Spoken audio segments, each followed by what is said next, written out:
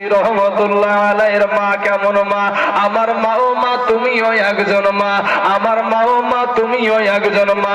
আজকে আমার ভাইজান ইমাম সাহেবের মাও মা, তুমিও একজন মা।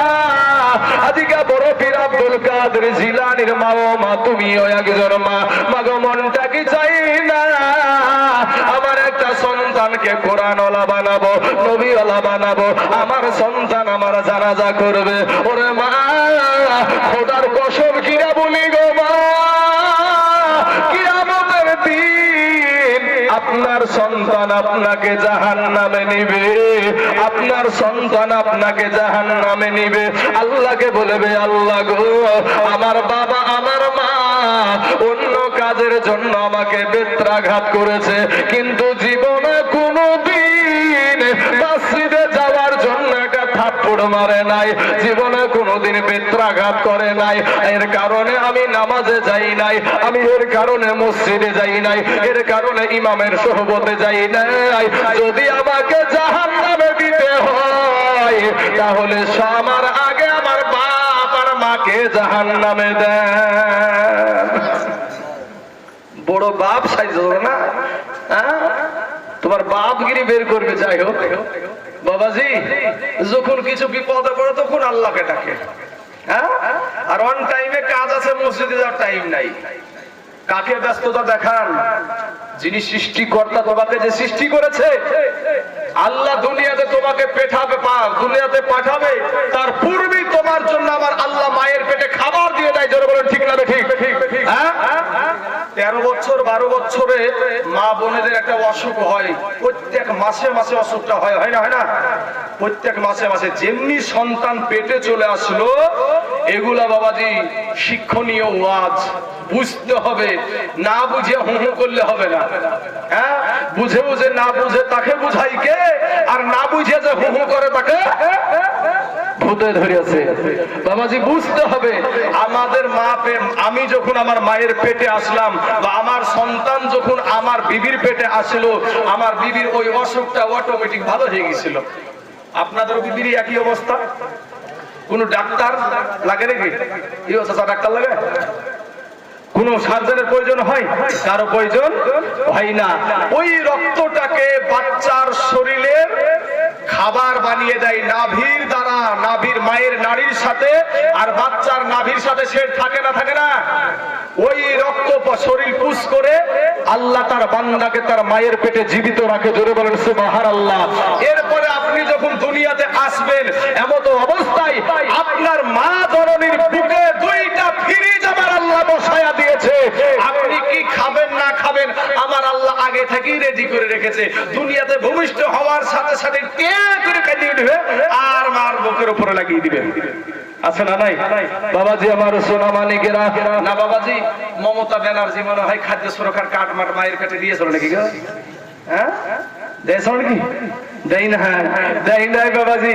আজকে সেই মমতার আর সেই বুদ্ধদেবের, সেই নরেন্দ্র মোদীর কথা শুনতে রাজি, কিন্তু আল্লাহর নবীর কথা শুনতে রাজি না।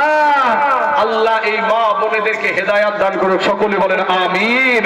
বাবাজি আমার সোনা মানিকেরা, খাজা মাইনুদ্দিন চিশতি রহমাতুল্লাহ আলাইহি বলছে, মা গো, আমার জন্য তুমি কি ত্যাগ স্বীকার করেছো গো মা? মা একটা ডাক দিয়া বলে, বেটা রে, ওরে বেটা, আমি তোর মা, তুই যখন আমার পেটে আসলি রে বেটা, বেটা রে, আমি একটা রাত্রি তাহাজ্জুদের নামাজ কাজা করিনি। জোরে বলেন সুবহানাল্লাহ। শুধু তাই না রে বেটা, বেটা রে, আমি তোর মা,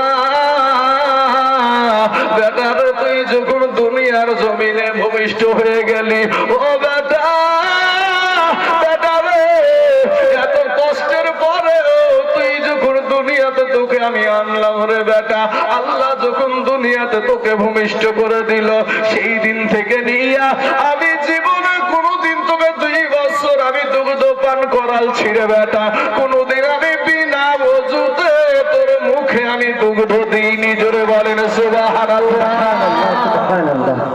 আর আমাদের মা এদিকে মোবাইল চলছে আর দিকে শুরু করে দিয়েছে, মোবাইল, ফেসবুক, আহা ফেসবুক নিয়ে পাগল। সন্তান যদি কান্না করছে মোবাইল দিয়ে দিচ্ছে। বড় পীর আব্দুল কাদের জিলানী রহমাতুল্লাহ আলাইহির বাবার নাম ছিল বাবা আবু সালেহ মুসা জঙ্গি রহমাতুল্লাহ আলাইহি। উনি কেমন বাবা ছিলেন গো, উনি কেমন বাবা ছিলেন। এ বাবাজি, বড় পীর আব্দুল কাদের জিলানী যখন দুনিয়ার জমিনে আসে তখন তার মা জননীর বয়স হলো 60 বছর। 60 বছর বয়সে কোন মহিলার সন্তান দিতে পারে না, কিন্তু আমার আল্লাহ চাইলে পারে না, পারে না? আল্লাহ চাইলে পারে। আমার আব্দুল কাদের জিলানী রহমাতুল্লাহ আলাইহির বাবা কেমন বাবা ছিল। এ বাবা, গাছ যদি ভালো হয় ফলও তেমন ভালো হবে, বৃক্ষ তুমি কেমন ফলে তাহার পরিচয়। শুনেন একটা কথা, এই বড় পীর আব্দুল কাদের জিলানীর বাবা আবু সালেহ মুসা জঙ্গি রহমাতুল্লাহ আলাইহি বাবা সফরে যাচ্ছেন রে বাবা। তিনাদের ঈমান কত সুন্দর, আমাদের ঈমান কতটা বাবাজি দেখেন দুর্বল। আব্বাজান কি নিয়ে কবরে যাইবেন গো, একটা সেকেন্ডের আযাব সহ্য হবে না রে যুবক ভাই। তোমাদের পা দুখানা আগায়া দাও, তোমাদের পায়ে হাত দিয়া বলি রে ভাই মাস্তানি করিস না রে বাবা, যৌবনের বাহাদুরি দেখায় না রে বাবা। সোনা মানিক, এই দুনিয়াটা কিছুই না রে মুমিন,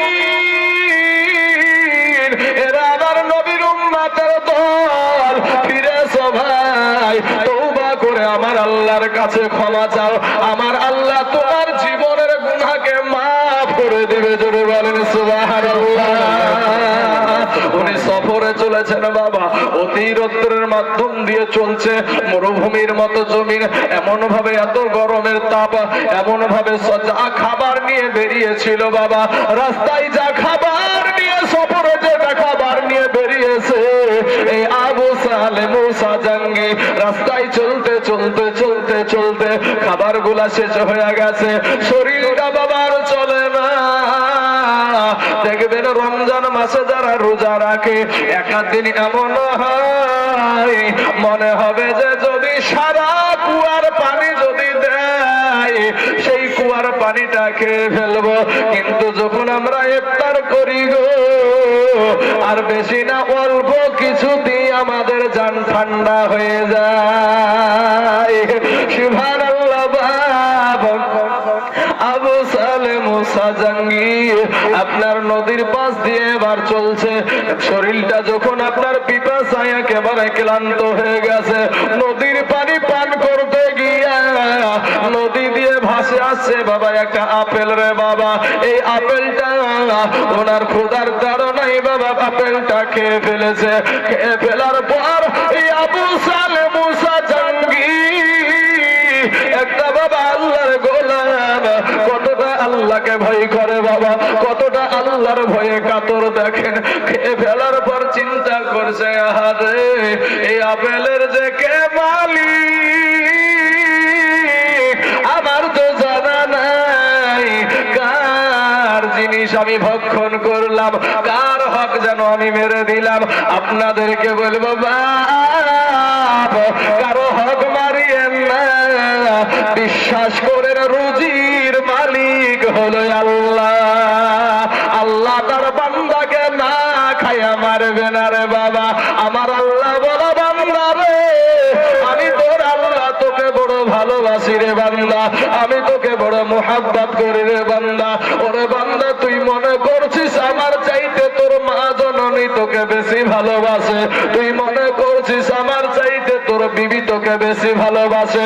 আমার আল্লাহ বলে বান্দা রে, তুই মনে করছিস আমার চাইতে তোর সন্তান তোকে বেশি ভালোবাসে, না রে বান্দা না, আমি আল্লাহর চাইতে তোকে কেউ বেশি ভালোবাসে না। চিৎকার মেরে বলেন সুবহানাল্লাহ। সুবহানাল্লাহ, সুবহানাল্লাহ। ভাই আব্বাজান, আপনার মা আপনার বাবা, আমার মা আমার বাবা, এদের চাইতে কোটি কোটি কোটি গুণে আমার আল্লাহ পাক আমাদেরকে বেশি ভালোবাসে, জোরে বলেন সুবহানাল্লাহ। আমার আল্লাহ বলে বান্দা, আল্লাহ কোরআনে বলছেন খুলিকাল ইনসানু দাঈফা, খুলিকাল ইনসানু দাঈফা। এ যুবক ভাই, মাস্তানি করো ভাই, বলেন কোরআন সত্য না মিথ্যা? কোরআন সত্য যদি হয় তাহলে এটাও সত্য, খুলিকাল ইনসানু দাঈফা। আল্লাহ ইনসানকে তথা মানুষকে দুর্বল করে সৃষ্টি করেছে। কি করে?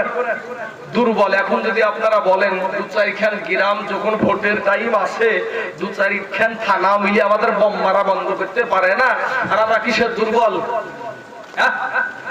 আর আল্লাহ বলছে দুর্বল, আর আপনি বলছেন আমি দুর্বল না। কারটা ঠিক হবে বাপ? আল্লাহটাই ঠিক হবে। আমার আল্লাহ বলে খুলিকাল ইনসানু দাঈফা। আল্লাহ বলে বান্দা রে, তোকে আমি দুর্বল করে সৃষ্টি করেছি রে বান্দা। ওরে বান্দা, তোর চাইতে শক্তিশালী জীব হলো হাতি, তোর চাইতে শক্তিশালী জীব হলো উট, তোর চাইতে শক্তিশালী জীব হলো মহিষ, তোর চাইতে শক্তিশালী জীব হলো গরু, তোর চাইতে শক্তিশালী জীব হলো বনের বাঘ। কিন্তু বান্দা রে, আমি আল্লাহ তোকে বড় ভালোবাসি। ওরে বান্দা, ওই শক্তিশালী পশুগুলা আমি আল্লাহ তোদের গোলাম বানিয়ে দিয়েছি, জোরে বলেন সুবহানাল্লাহ। আমার ওয়াজ বুঝতে পারছেন? হ্যাঁ, শুধু কি বাবাজি আমি কেচ্ছাই বলছি না, মানুষের মধ্যে একটা যাতে আল্লাহর প্রতি যেন একটা আকর্ষণ জাগে, কবরের প্রতি যে একটা আকর্ষণ জানে জাগে, সেদিকেও আমার নজর আছে না নাই বা? ওদিকেও আছি আমি, এদিকেও আছি। কারণ শুধু ওটা বলে গেলে এই যুবকেরা সকাল বেলাতে উঠে যদি ফজরের নামাজটা না পড়েন ভাই, এই জীবনী শোনার কোনো দাম নাই। শোনার নাম ঈমান নয়, মানার নাম ঈমান। শোনার নাম ঈমান নয়, মানার নাম হলো ঈমান।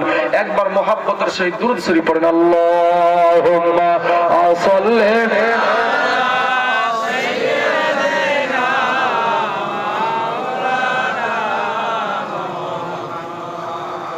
ওয়ালা আলি সাইয়্যিদিনা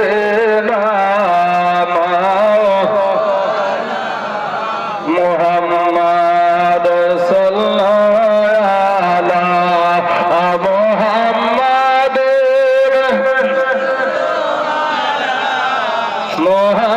মুহাম্মদ হরদম জবান শিল কালা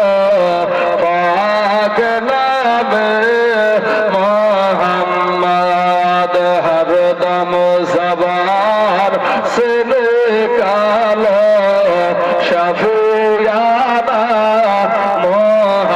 মোহাম্মদ লাগায়া বাজার দয়ার নাবি গয়া আমার এ আরাম করছেন সোনার মাদিনায়। জোরে বলে সুবহানাল্লাহ। এই লাইটটা চালু করেন, এই লাইটটা চালু করেন। এই লাইটটা হতে হতে আমার এই নবীর শানটা বলে নি। চলে লাগায়া বাজার দয়ার নাবি গয়া আমার হাজির আছেন সারা দুনিয়ায়। জোরে বলে সুবহানাল্লাহ। সুবহানাল্লাহ, সুবহানাল্লাহ। এই হাজির হওয়ার ব্যাপারটা একটু দলিল দিয়ে দিই। দলিলের দরকার আছে না নাই? আর নবীজি হাজির ও নাজির, দলিল শুনেন বাপ, ঈমান বাড়বে, ঈমান তাজা হবে। দলিল নাই, কিছু নাই, বাবাজি প্রথমে একটা আয়াত পড়বে, গোটা জালসাকে নামিয়ে দিল, নামিয়ে দিয়ে থুতু দিয়ে টাকাটা করে নিয়ে চলে গেল। কি শিখে আপনি? কি শিখে? হ্যাঁ, হাজির নাজির আপনারাও জানেন আয়াতটা, আলাম তারা কাইফা ফাআলা রাব্বুকা, পড়েন না আপনারা? এটার বাংলা তরজমা কি জানেন? যে নবী আপনি কি দেখেননি? আপনি কি দেখেননি? আপনারা, আমি যখন স্টেজে আসি তখন আপনারা দেখেননি? দেখেছেন না দেখেননি? তাহলে আপনারা এখানে হাজির আছেন কি দেখেছেন? যদি হাজির না থাকতেন তাহলে দেখতে পাচ্ছেন না। তো আল্লাহ নবীকে বলছে আপনি কি দেখেননি আমি হস্তি বাহিনীর সাথে কি আচরণ করেছি, কিভাবে ধ্বংস করেছি? তখন নবীজি মায়ের পেটে, আমরা মায়ের পেট থেকে কিছু দেখেছি গো? আল্লাহ বলছে আপনি কি দেখেননি? এখান থেকে বোঝা যায় নবীজি মায়ের পেট থেকে দেখেছে। জোর করে সুবহানাল্লাহ। দলিল পেয়েছেন কোরআনের আয়াত। বিশ্বাস করলে আবু বকর, না বিশ্বাস করলে আবু জাহেল। কাউকে গালি দিলাম নাকি ভাই? গালি দেওয়ার আমার দরকার নাই। বুঝলে বুঝ পাতা, না বুঝলে তেজ পাতা। আর বুঝলে বুঝ, না বুঝলে তরমুজ। বাবাজি আমার সোনা মানিকেরা, তাই কবি বলছেন লাগায়া বাজার দয়ার নবী গয়া আমার হাজির আছেন সারা দুনিয়া। আব্দুল্লাহর পৃষ্ঠ হতে মামার সেকেন্ডতে জগমনিলে নবী মহাকাতে নবীজি আমার গড়ায়া ইসলাম হাজির আছেন সারা দুনিয়ায়। বাবা দলিলের কথা মনে পড়ে গেল আমার। আপনারা যে এভাবে বসে আছেন এটাও আমার নবী দেখছে। জোরে বলে সুবহানাল্লাহ। আবু নুআইম ইসফাহানি রাহমাতুল্লাহ আলাইহির হিলিয়াতুল আউলিয়া কিতাবের ৫ম খণ্ডের ১৬ পৃষ্ঠা। এটা না, এটা তো গলাবাসী বলছি, ঠিক আছে, এটা না বাবাজি আমার সোনা মানিকেরা, ডিস্টার্ব করবেন না বারবার। ওইটা ঠিক আছে, আলহামদুলিল্লাহ, মাশাআল্লাহ। হ্যাঁ বাবাজি, যে قد رفع لي الدنيا فانا انظر اليها والى ما هو كائن فيها الى يوم القيامه كانما انظر الى كافه هذه। বাবাজি আমার নবী ওয়াজ করছেন কি? আমার নবীজি বলছেন আমার আল্লাহ পাক রব্বুল আলামিন পুরো দুনিয়াটাকে আমার সম্মুখে তুলে ধরে রেখেছেন। আবু নুআইম ইসফাহানি রাহমাতুল্লাহ আলাইহির হিলিয়াতুল আউলিয়া কিতাবের ৫ম খণ্ডের ১৬ পৃষ্ঠার মধ্যে হাদিসখানা আছে। এই হাদিসখানা একেবারে সহিহ হাদিস। এমন কোন আসমানের নিচে এই জমিনের উপরে এমন কোন বাপের বেটার জন্মই হয় নাই যে হাদিসকে অস্বীকার করে।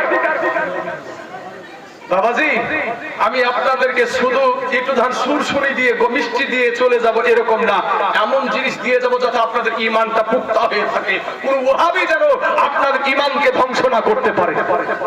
বুঝলেন না আমার কথাটা? হ্যাঁ সোনা মানিক, তাহলে এই হাদিসে কি বলছে? কদ রাফা লিয়া দুনিয়া ফাআনা আনজুর ইলাইহা। এই পুরা দুনিয়াটাকে আল্লাহ পাক রব্বুল আলামিন আমার সম্মুখে তুলে ধরেছেন, ফলে ইহা আমি দেখতেছি। কতদিন দেখবে নবীজি? কতদিন দেখবে? দুনিয়াতে থাকাকালীন, না দুনিয়া থেকে পর্দা করার পরও দেখবে? সে বিষয়ে হাদিসের শেষ অংশে বলছেন ইলা ইয়াউমিল কিয়ামাতি কাআন্নামা আনজুরু ইলা কাফাহাজি। কিয়ামত পর্যন্ত যা কিছু হবে আপনার নবী আমার নবী তার হাতের তালুর মতো দেখতেই থাকবে। জোরে বলে সুবহানাল্লাহ।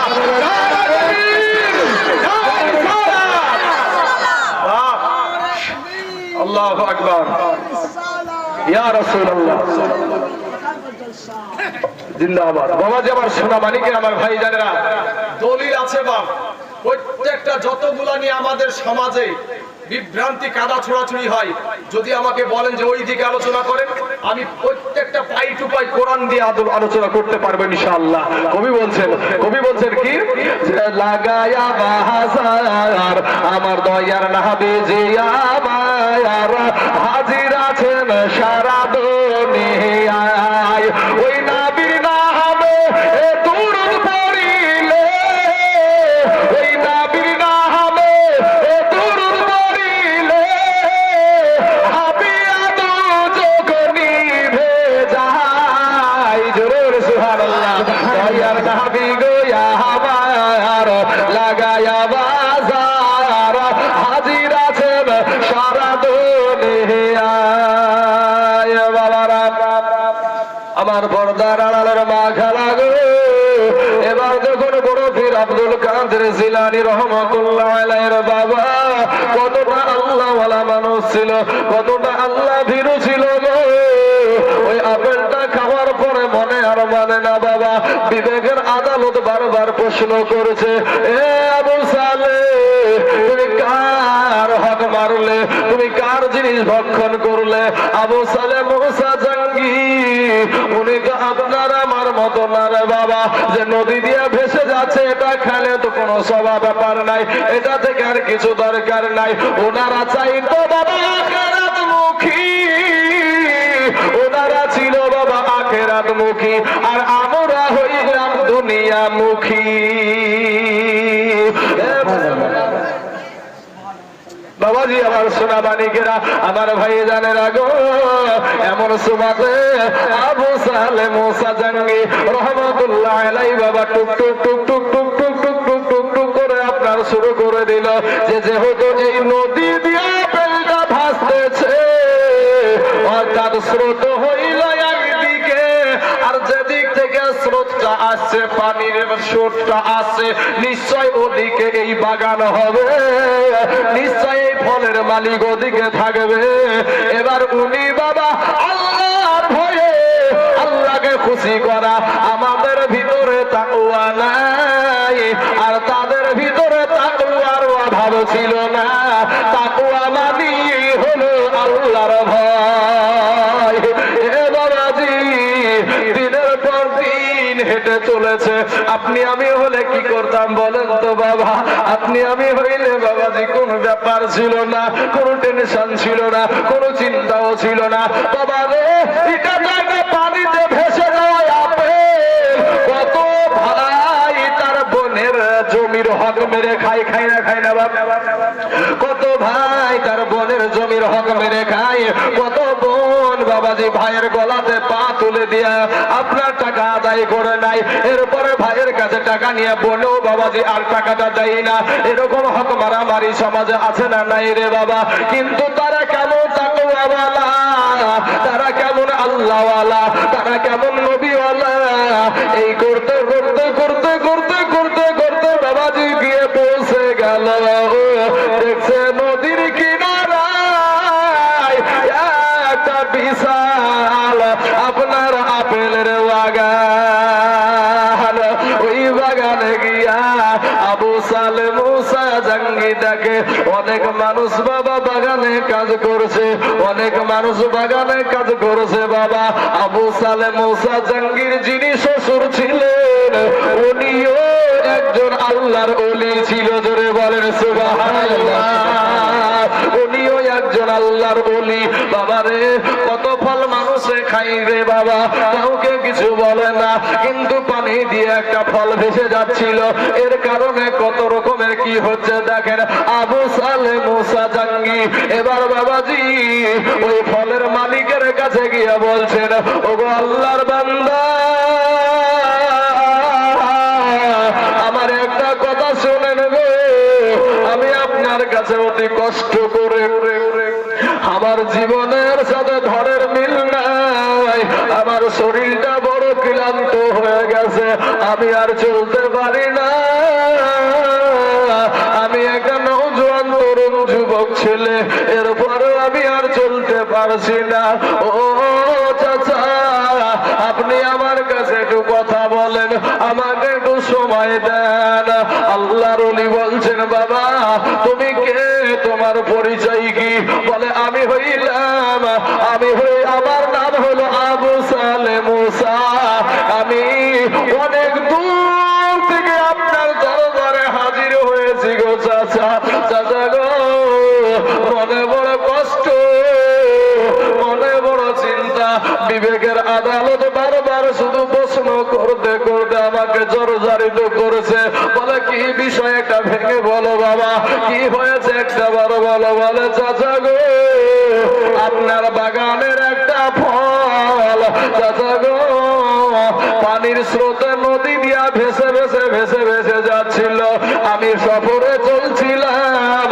চাচা গো সফরে চলতে চলতে এত পিপাসা লেগেছিল এত ক্ষুধা লেগেছিল আমার শরীরটা আর চলছিল না গো চাচা চাচা গো আমি ওই ফলখানা খেয়ে ফেলেছি যেহেতু আপনার বাগানের ফল আপনাকে না বলে আমি খেয়েছি গো চাচা এটা আমার অন্যায় হয়ে গেছে এটা আমার অপরাধ হয়ে গেছে চাচা গো আপনি আমাকে না মাফ করা পর্যন্ত আমি এখান থেকে আর যাব না আল্লাহর গোলাম চিন্তা করছে আহারে কত ফল কত মানুষ খাই কত ফল ফেলে দিই কত ফল নষ্ট হয় আজকে এমন একজন ব্যক্তি আল্লাহর এমন গোলাম আল্লাহকে খুশি করার জন্য নবীকে খুশি করার জন্য আজকে ওই গত দূর থেকে আমার দরবারে এসে হাজির হয়েছে, চিন্তা করে দেখছে না একে ছেড়ে দিলে তো আর হবে না। বাবা গো, উনি তো ওনার ধান্দা আলাদা হয়ে গেছে, ও বুঝে নিয়েছে এটা সাধারণ কোন বান্দা না, এটা নিশ্চয় আলা ইন্না আউলিয়া আল্লাহি লা খাউফুন